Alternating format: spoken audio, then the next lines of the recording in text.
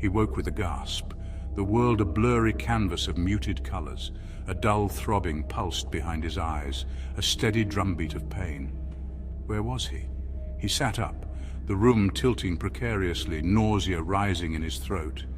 The air hung heavy, thick with the metallic tang of blood. His gaze darted around the room, unfamiliar yet vaguely familiar. The furniture seemed misplaced, shadows lurking in the corners. A chill crawled down his spine. Why couldn't he remember? He looked down at his clothes, a once pristine white shirt now stained a gruesome crimson. Panic seized him, cold and constricting. What had happened? This wasn't his life, this wasn't his home, was it? He tried to remember, to grasp onto something, anything, but his mind remained a terrifying blank slate.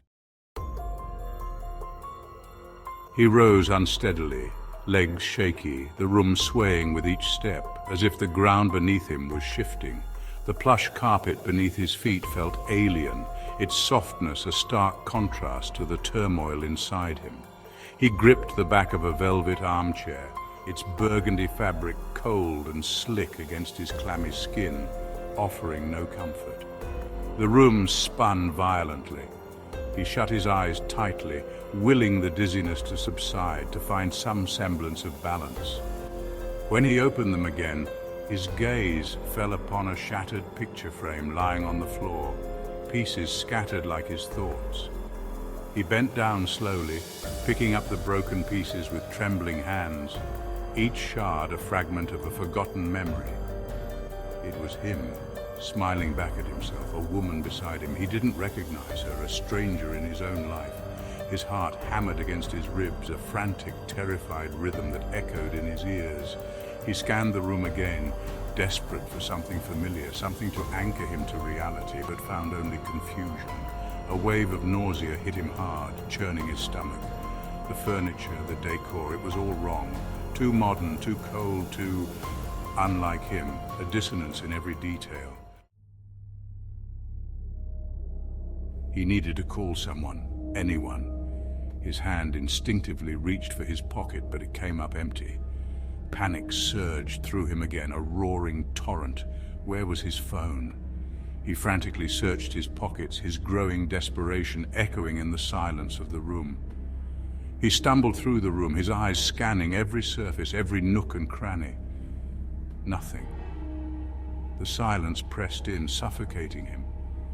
He was trapped in this strange, unsettling place, his mind a chaotic jumble of fear and confusion. He needed answers. He had to remember. With each passing second, the weight of his amnesia grew heavier, threatening to crush him. He felt like a stranger in his own skin, a prisoner in his own mind. He stood in the center of the room, listening. Silence, an unnatural, eerie silence.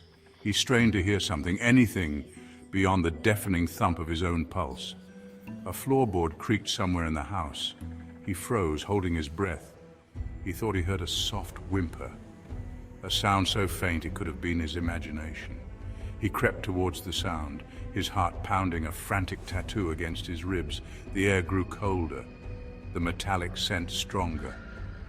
He rounded the corner, his breath catching in his throat. There, at the end of the hallway, a single light flickered under the crack of a closed door. The whimpering grew louder now, a low, mournful sound that sent shivers down his spine. He reached for the doorknob, his hand trembling. He pushed the door open slowly, the hinges groaning in protest, echoing through the silent, dark hallway. The stench hit him first, a wave of nausea washing over him, making his stomach churn violently. It was the smell of blood, thick and cloying, clinging to the back of his throat, almost suffocating him. He gagged, fighting the urge to vomit, his body trembling with each breath. He flicked on the light switch, his blood ran cold as the room was illuminated. In the center of the room, sprawled on the floor, lay a figure motionless and eerie. It was the woman from the picture frame, her eyes staring blankly at the ceiling, her body twisted at an unnatural angle as if frozen in time. Her once vibrant dress was now a canvas of crimson, soaked through with blood. The whimpering was coming from under the bed, a sound so faint yet so haunting. He slowly approached, his heart pounding in his chest. He peered cautiously underneath, his breath hitching. A small whimpering form huddled in the shadows, barely visible in the dim light. A little girl, her eyes wide with terror, her face streaked with tears, trembling uncontrollably. She was clutching a blood-stained teddy bear, her only source of comfort in this nightmare. The little girl's eyes locked onto his. Her whimpers died in her throat, replaced by a blood-curdling scream. "Don't hurt me, please don't hurt me," she cried, scrambling back until she hit the wall. He stared at her, his mind reeling. Who was she? Why was she so terrified of him?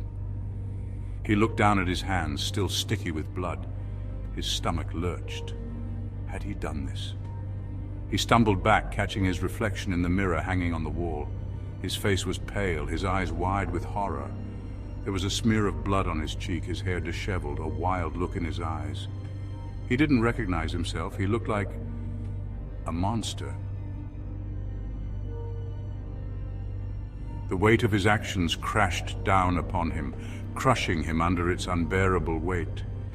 He had become the monster he never thought he could be. He had taken a life, destroyed a family, and scarred a child. He looked at the little girl huddled under the bed, her eyes filled with a terror that mirrored his own. He had done this to her. He had taken everything from her. He had to get her out of here, get her to safety. "It's okay. I won't hurt you, I promise." But even as he said the words, he knew they were empty. He had already hurt her in the most unimaginable way. The police arrived to a scene of unimaginable horror. The man sat on the floor, rocking back and forth, his eyes vacant, the little girl clutched protectively in his arms. He didn't resist arrest. He welcomed it. The media had a field day, painting him as a monster, a heartless killer. The trial was a media circus, the details of the crime splashed across every newspaper and television screen. He pleaded guilty to all charges, accepting full responsibility for his actions.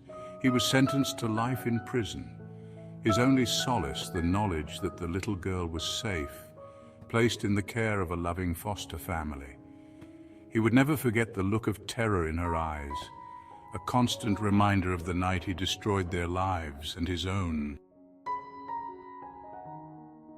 The house stood empty, a silent testament to the horrors that had unfolded within its walls. The for sale sign swayed gently in the breeze, a constant reminder of the tragedy that had befallen the previous occupants. Neighbors still whispered about the gruesome murder-suicide, their voices hushed, their faces etched with a mixture of fear and morbid fascination. The house remained unsold, a chilling reminder of the night evil had visited their quiet suburban street. The new owners would never know the darkness that had stained the walls, the echoes of screams that lingered in the air, but the house remembered. It always would. A young couple stood on the curb, their faces alight with excitement and anticipation. They had just signed the papers, the keys to their dream home clutched tightly in their hands, symbolizing a new chapter in their lives. They were oblivious to the whispers, the knowing glances exchanged by the neighbors, who seemed to know something they didn't. They were a young family, filled with hope and dreams for the future, ready to make countless memories. They saw a fresh start, a place to build a life together, a sanctuary from the world outside.